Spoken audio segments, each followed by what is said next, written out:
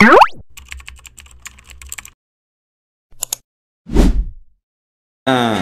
benda, nama Ahmad, Pak Mat. Ya. Nikah lagi? Apa suka? Kak molek masuk CD ni. Suka tak dah? Nikah lagi? Tak lagi? Nikah dah? Seorang? Dua? Bini lari.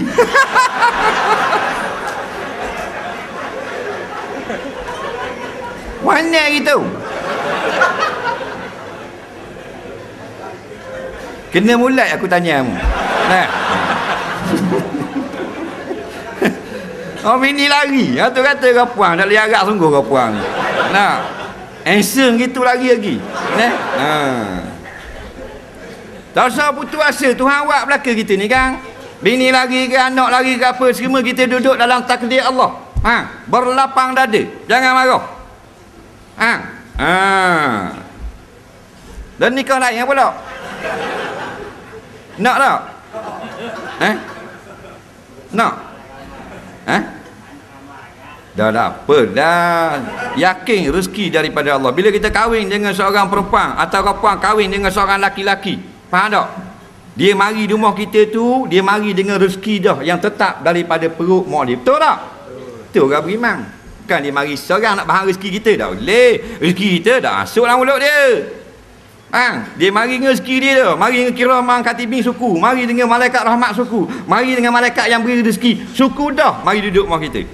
Yakin tak? Tak yakin siri. Yakin tak?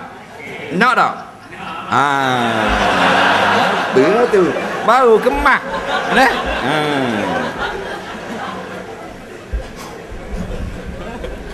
Nak kamu nak tunjuk? Kita beri. Tak usah takut, nikah jaga anak-anak kita, tak? Lagi kita beri nombor telefon. Orang boleh tahan kau putih. Suka lah dah. Orang kapal sungguh. Nak tolong sama-sama kita.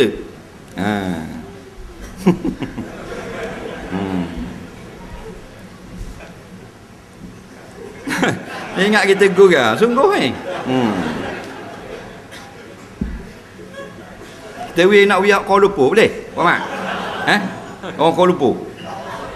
Abi, nak? Suka pula dah. Abi Yus. Jangan marah dah. Siapa suruh duduk depan.